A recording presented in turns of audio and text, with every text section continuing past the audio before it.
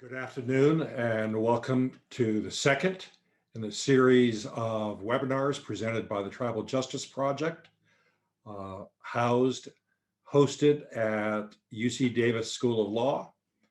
And I need to acknowledge two people. Chad Smith, the former principal chief of Cherokee, is the project director. And John Miller is lawyer and tech guru who is keeping us all connected. I want to thank them for their work. Without them, literally, we wouldn't be here today. For those of you who saw the brief introduction that we just did, if you would like to submit your own 3-minute video to play at the beginning of this, send that to John Miller or Chad Smith, because we would like to add a little variety to what we do. I also want to give you the opportunity or the suggestion to put your camera on.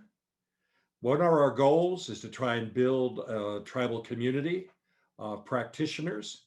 And in order to do that, we need to know who we're talking with, who else is in the room.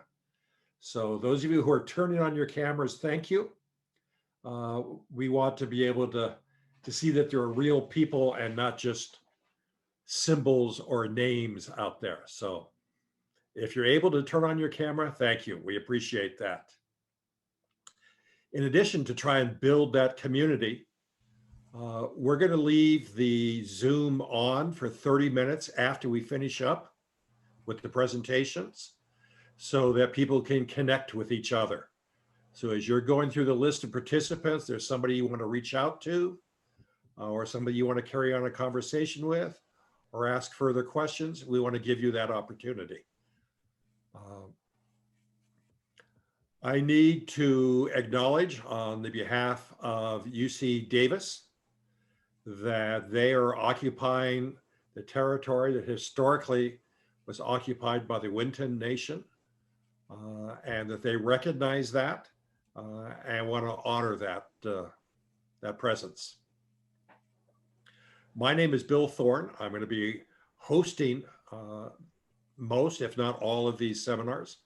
I'm Pomo Coast Miwok from Northern California. I'm enrolled at Grayton.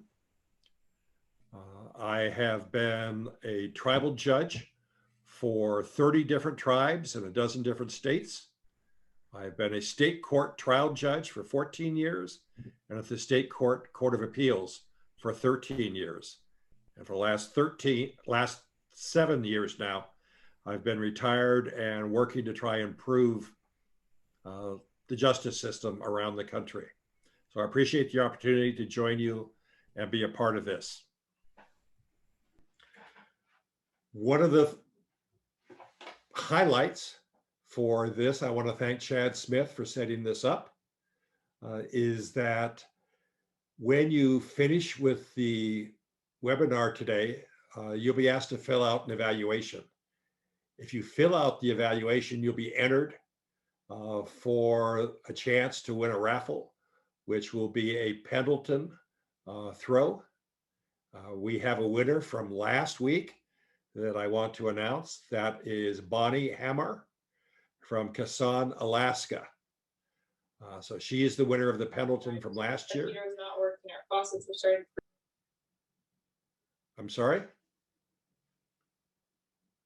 Okay. Bonnie Hammer from Kasson, Alaska. If you have not heard from somebody by the end of the day, reach out to Chad or John, and they will follow up with you in order to get that Pendleton to you.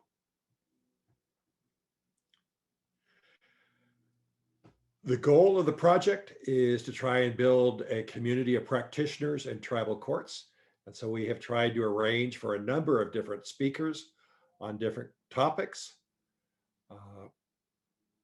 Today, I have the opportunity and the pleasure of introducing Joel West Williams.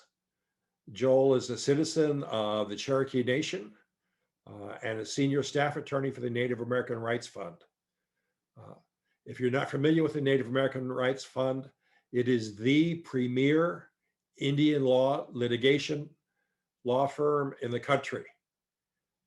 They have represented tribes and individuals in almost all of the landmark cases that have established Indian law precedents in favor of the tribe. So I want to welcome Joel. Joel is the senior legislative officer, or has been, with the Cherokee Nation and managed the tribe's Washington, D.C. office.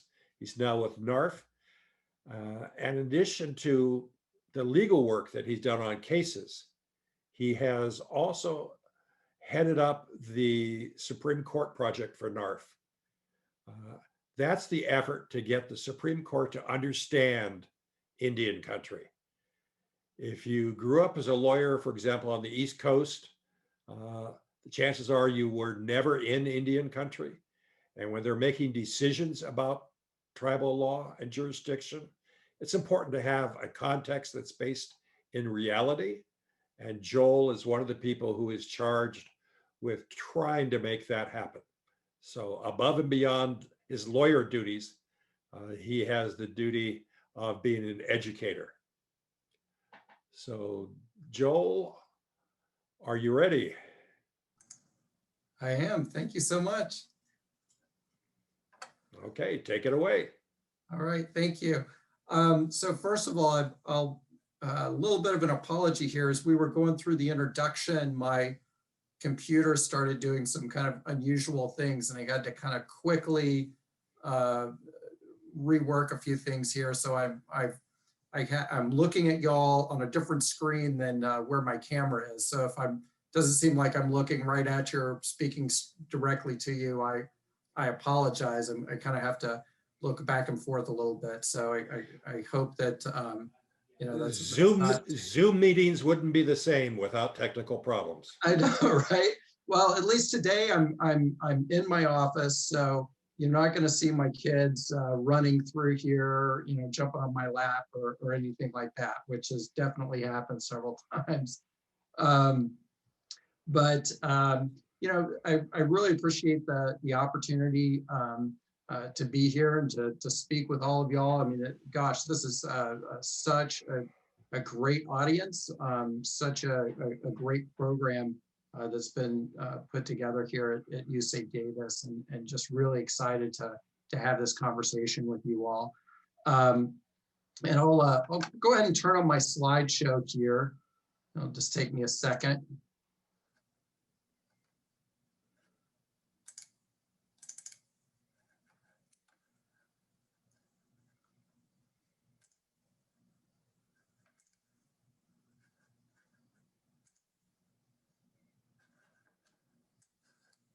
Are you all able to see that okay? We see the presenter view, so we see the slides on the side as well as your main slide. Okay. Are you looking at kind of that first slide with the NARF logo on it? We see that as well as your upcoming slides on the left. Okay, okay. I think that just kind of for the sake of time here, I'll leave it in this view because I'm getting on my various screens a couple different views, and this one is going to work good enough. So we're going to roll with it. Good. So I apologize about that, but you know, you can choose to skip ahead here and see what I'm going to talk about in a few minutes if you want to. Judge Thornton gave you a really good, quick sort of synopsis about NARF and who we are. But I, just kind of wanted to tell you a little bit about us, tell you a little bit about the Tribal Supreme Court project that I work on, and then kind of go into the bulk of my presentation here today, which, I really wanted to focus on some thoughts, some ideas, some information that I think can be useful to tribal court practitioners, when they're sort of thinking down the road about cases that might end up being reviewed in federal court later on. And I wanted to try to communicate some information to you that maybe, wouldn't be as, readily available just through your legal research. Some of the, statistics and data that we track, through the Supreme Court project, that I think can really be informative on the way that you think about your litigation strategies. And so we'll kind of be zooming out, talking a lot about the Supreme Court and Supreme Court trends. And then I want to kind of, bring it back home, bring it back to earth a little bit about, kind of a few ideas of, how, I think that could possibly inform, some of the work that you do on a day-to-day basis. So hopefully you'll find some of this helpful in that regard.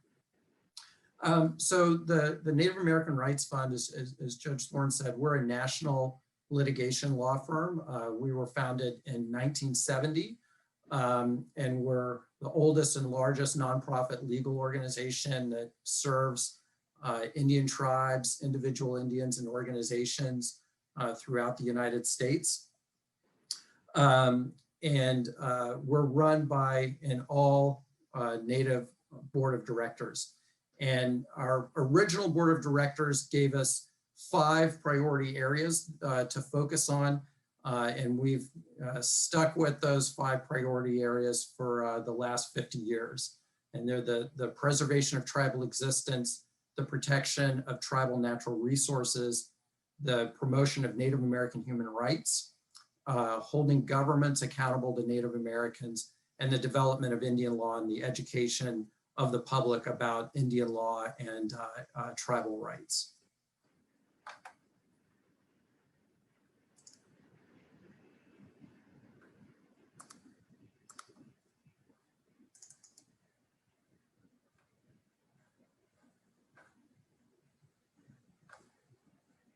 Sorry, I'm just trying to advance my slide here.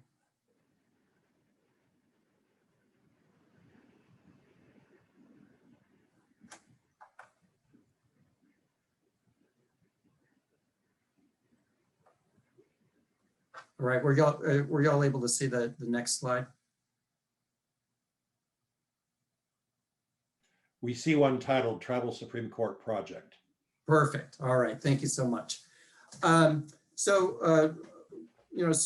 background on the Tribal Supreme Court project and the work that I do with the project.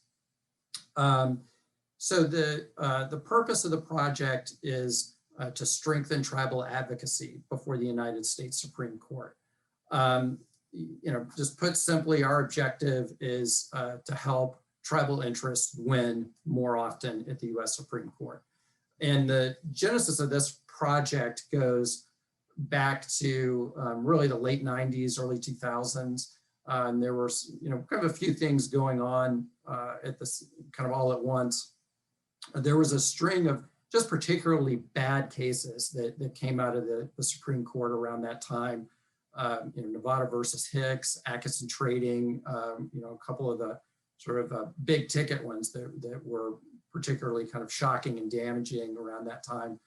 And I think that was kind of a wake-up call to a lot of people, that there was a sense that tribes had not been doing well at the Supreme Court, but that sort of woke people up. And also around that same time, David Getchis, who was one of the co-founders of NARF and had gone on to be a dean at University of Colorado Law School, wrote a really influential law review article on Indian law cases at the US Supreme Court.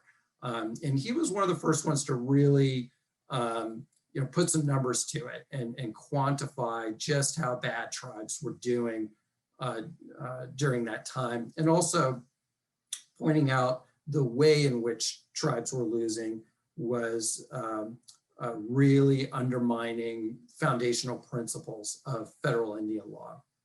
And so that was, those things kind of all working together, got some momentum going. And ultimately tribal leaders asked NARF and NCAI to come up with a project to address this issue. And the Tribal Supreme Court project was born in 2001, we're staffed by NARF and NCAI attorneys.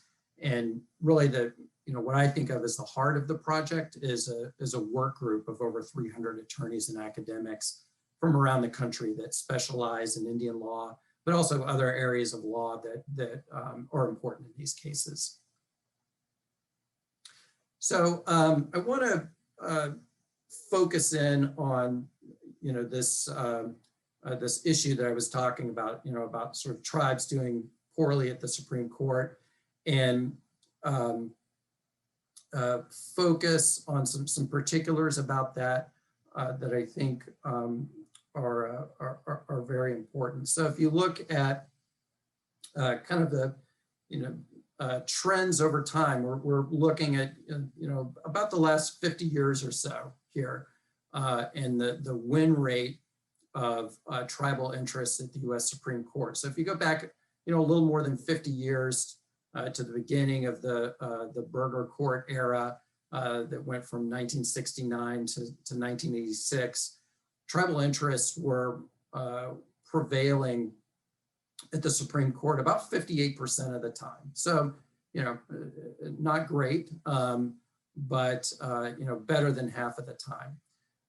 When we move into the Rehnquist Court era, which was, this is what David Getchus was really writing about, was this shift between the Burger Court and the Rehnquist Court. Well, that plummeted. Tribal interests were only winning about 23% of the time. And then after that, things got much worse. Looking at the Roberts Court, which is the current era that started back in 2005, that really, when you look at it, you can really see two very clear lines. That the kind of the first half of that era, tribes, again, just a dismal win rate at the Supreme Court, only winning about 11% of cases. And then starting in about 2013, a pretty drastic turnaround. So instead of, another way to look at it, instead of losing 89% of the time, tribes were winning 85% of the time. So that's a pretty drastic change right there. So I want to, drill down into, some of the details about that, look at what I think is really important, that kind of, is inside of some of these numbers and inside of some of these shifts that we see at the court. Another piece that's very important here, I think, is the high percentage of cert grants involving Indian law cases. So at the U.S. Supreme Court, the vast majority of its docket is discretionary review, right? It doesn't, there's kind of that small sliver of original jurisdiction cases that don't happen very often. The vast majority of it, is cases where parties are petitioning for the court to review their case where they've lost below. And sort of writ large, it's very unlikely that the Supreme Court's gonna hear any particular case. It only, hears a little less than 3% of the cases. About 2.8% of petitions that get filed with the court are actually granted. But if you look at Indian law petitions, it's about 10%. So it's a significantly larger number of cases or percentage of cases that are granted. And then the other really important piece of this is who are the petitioners? About a third of those grants are state and local governments. So, kind of pause for a moment, and what does that tell you right there? That begins Joel, to get, yes. Can you advance the slides as you go along? Oh, sure. Which slide are you looking at right now? We're stuck on number 3.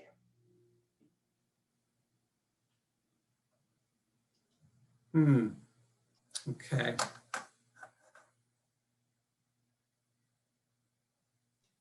All right. Thank you for letting me know. He should be on 5 now. Yes. Okay. Thanks for letting me know that. So the this large number of grants by state and local governments. So what does that tell us? One is that a lot of these cases that the court is hearing are cases where the tribal interests have won below. That actually tribal interests, are kind of by and large faring okay in the lower courts, but once it gets up to the U.S. Supreme Court, that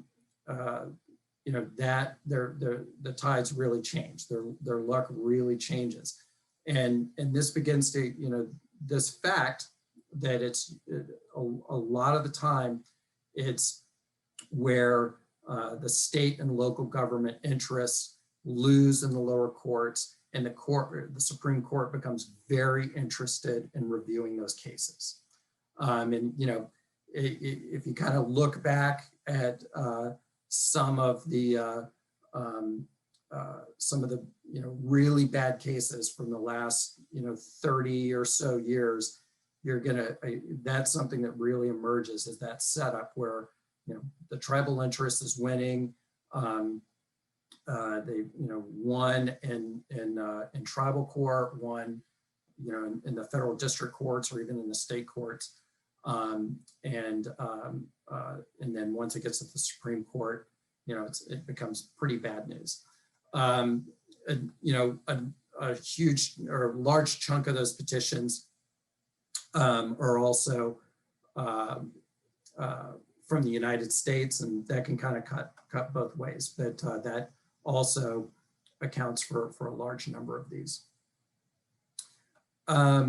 Needless to say that petitions by tribes are granted at a much lower rate than either corporations versus tribes or those state and local governments versus tribes. So the question that emerges from, you should be looking at the bar graphs again. The question that emerges from this, going from the 11% to the 85% is, have we turned a corner at the Supreme Court? Is there something, that's really drastically changed? Obviously we have, there is, if we're winning all of these cases, but is that a change that's going to be sustainable over a long period of time, or is that explained by some other phenomenon? So a couple of thoughts along those lines. Number one, since 2016 we've had an especially good streak. We have not lost a case at the U.S. Supreme Court since 2016. So it's, that is that alone, when you kind of step back, is a pretty incredible record, given all of all that information that I gave you about the trends over the last 40 years or so. But if we kind of double click on that and look at those 7 cases since 2016, there's I think a couple things that emerged there. So one of those cases was a 4-4 tie, where the court was evenly split. The tribal interest versus the state had won below. That's the Culverts case, and with that 4-4 tie, that was an affirmance, right, without an opinion. One of those cases was a plurality decision, that was Patchak 2, that involved a separation of powers issue over a piece of legislation that was passed for the Gun Lake tribe. But that was a plurality decision. For of those decisions were 5-4 decisions. That was Upper Skagit, Herrera, Cougarden, and McGirt. And then one was a GVR. That was the Murphy case that was the same issue as McGirt.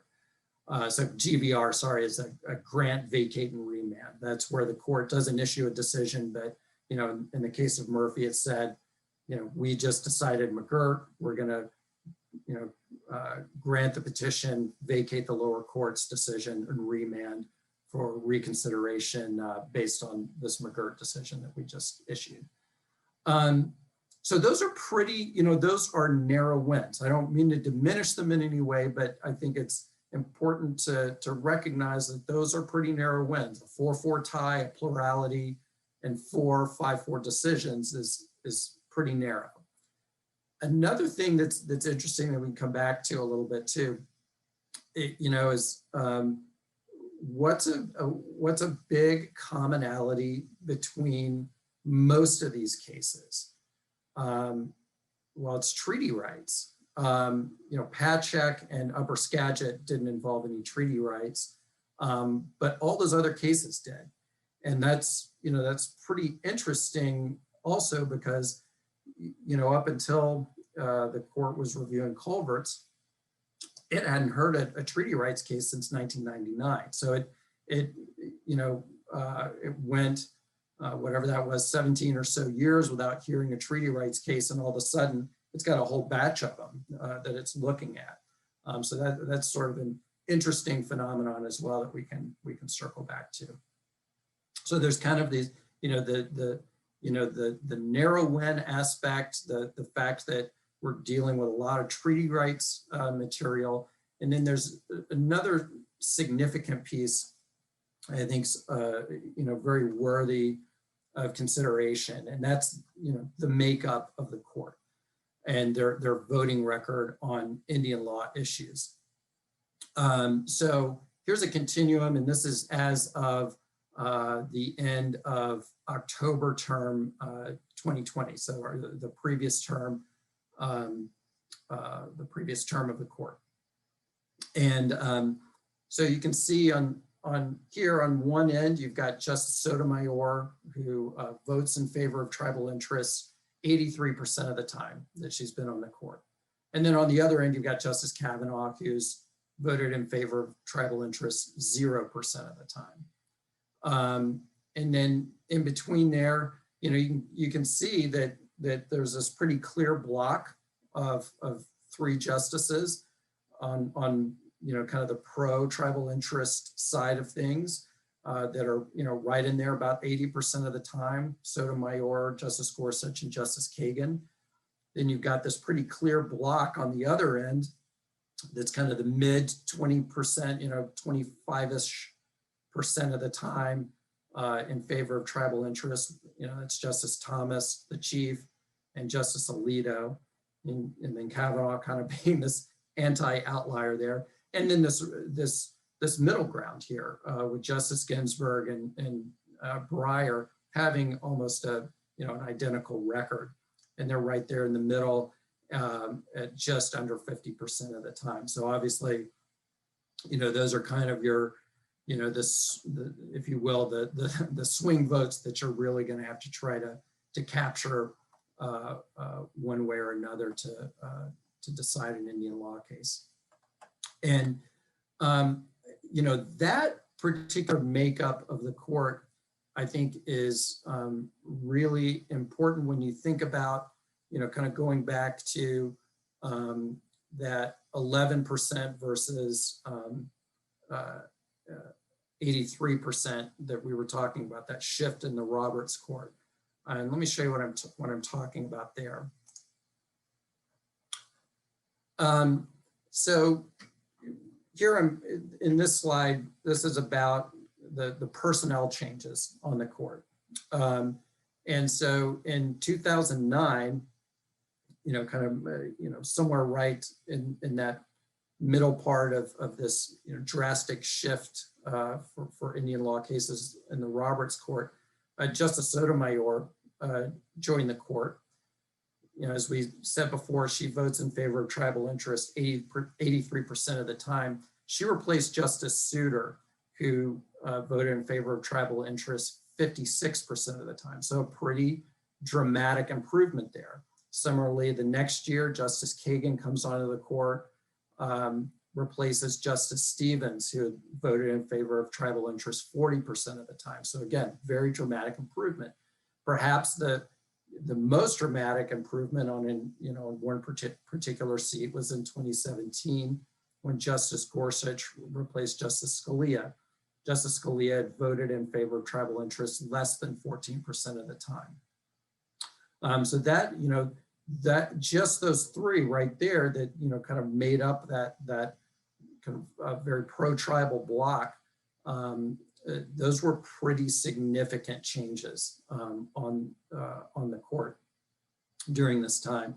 In the other direction, we had Justice Kavanaugh replacing Justice Kennedy. Justice Kennedy didn't have a great Indian law record, but obviously it can't get much worse than what we're looking at with Justice Kavanaugh right now. And then that, kind of leaves this big question mark. And this is, why I think that we should remain really cautious right now. With Justice Ginsburg leaving the court with her passing last year, again, not a great Indian law record, but kind of a, as I pointed out, kind of almost a swing vote, right? But we really don't know about Justice Barrett. And there was very little in her scholarship, virtually none on Indian law topics. And as a circuit court judge, nothing really that would give us any information on that. So, I would suggest to you that this is a real pivotal time, I think, and the direction that Justice Barrett goes in will be really important for tribal interests at the court, whether we're sort of heading in a, continue to head in a positive direction, or kind of revert to these really bad outcomes that we're looking at toward the beginning of the Roberts Court era. Of course, the other kind of more recent development with President Biden being elected is, a lot of chatter about whether Justice Breyer might retire now. Again, kind of a similar positions, Justice Ginsburg,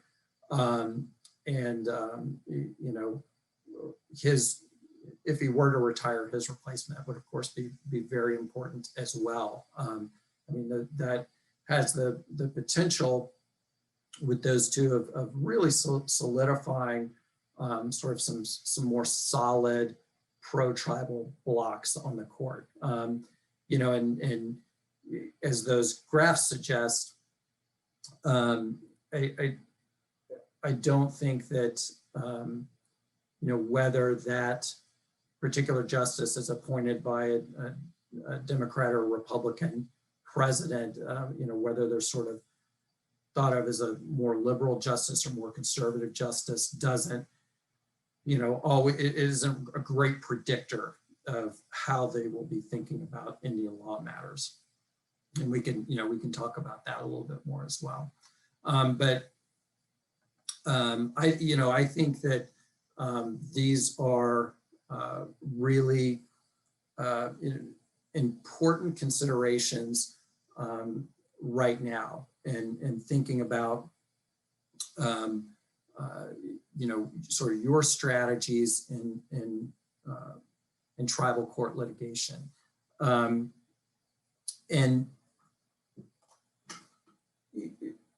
This, I think that this can be really informative in terms of how you might frame cases, how you might think about making particular arguments when you sort of with that knowledge that down the road, the landscape out there as you go up the appellate chain may not be altogether good for you or good for your case as you move along. So I kind of wanted to give you a few thoughts about ways that more specific ways that this could inform those litigation approaches. And I'll say that I did a lot of trial court litigation early in my career. I still do trial court work, not as much as I used to, but I have that perspective, I think, as someone who kind of comes from that world as a trial attorney, and knowing that there's certain things that sometimes can be in that particular environment, a little bit beyond your control at times. Sometimes you just kind of have to roll with what you have. So, I'm not sure that sort of, one size fits all sort of pieces of advice are necessarily helpful here. But if I could offer one piece of advice, it would be to stay away from the U.S. Supreme Court. And that's something that with the Supreme Court project that frankly we try to help tribal advocates do, is to keep their cases out of the court. I mentioned that earlier that a large number of the grants came from state and local governments that had lost the case below. And so one of our strategies is to assist with the brief in opposition. And so that's, I think, a strategy that has proven very successful, especially in recent years. A really solid brief in opposition can hopefully keep that case out of the court altogether. So as you go along, keep us in mind for that, and that's something that we're always willing to assist with. But also, kind of earlier on, before you get to the Supreme Court,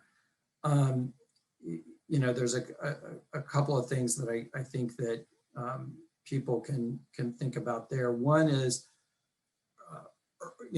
fairly early on, if you're going into kind of an appeals process, to bring on an appellate specialist, and they don't necessarily have to argue the case, and it's depending on the case, it may not always be a good idea for them to. But in my experience, those specialists are very, very good at sort of narrowing down issues and really cabining in issues, and also reframing things for the court, for appellate courts, in a way that can really improve the chances of success. So that's something that, as we've been doing this work, I've learned a tremendous amount from those appellate specialists that we've worked with. I hate to jump in there, Joel, but as an appellate judge for 14 years, I want to echo exactly what you said, that the trial attorneys may know the facts more intricately, but if they can't frame it in a way that makes sense to the appellate court judges, some appellate judges have a tendency to rewrite facts, and that's what you want to avoid. I think that is a really really important point, that rewriting of facts, and definitely something that we see a lot. So thank you. And, kind of backing up a little bit too, is, I'm kind of going back to more of the trial level as well. And I think this kind of breaks down sort of from the plaintiff's perspective and from the defendant's perspective. And from the plaintiff's perspective, and I say this coming from a law firm, a nonprofit that specializes in impact litigation, and that's been our bread and butter for a long time. But especially in this environment, we are incredibly cautious and careful about that because we're very aware of the fact that if we're part of the point of impact litigation, right, is to change the law. And knowing what that environment looks like, particularly at the Supreme Court for us, we're just incredibly cautious about that. And so that would be, yes. Joel, you're still on slide 9. Do you need to advance that? Yeah, you know what we're going to do here, I'm going to just go back to this one. I'm actually going to kind of wrap it up more or less here. I think we're getting to about a quarter till the hour, and I want to leave some time for discussion.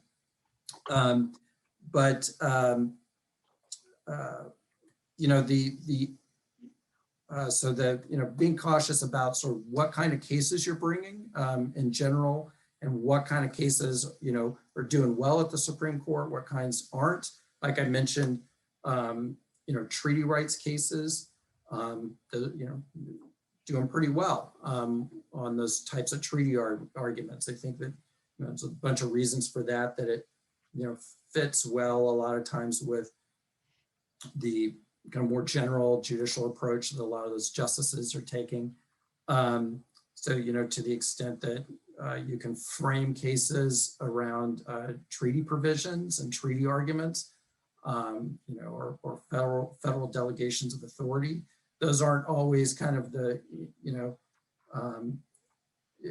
especially when it comes to kind of federal delegation, that's not always, the most appealing from a tribal advocate standpoint, but sometimes those can give you some wins that can kind of stand up to that appellate review.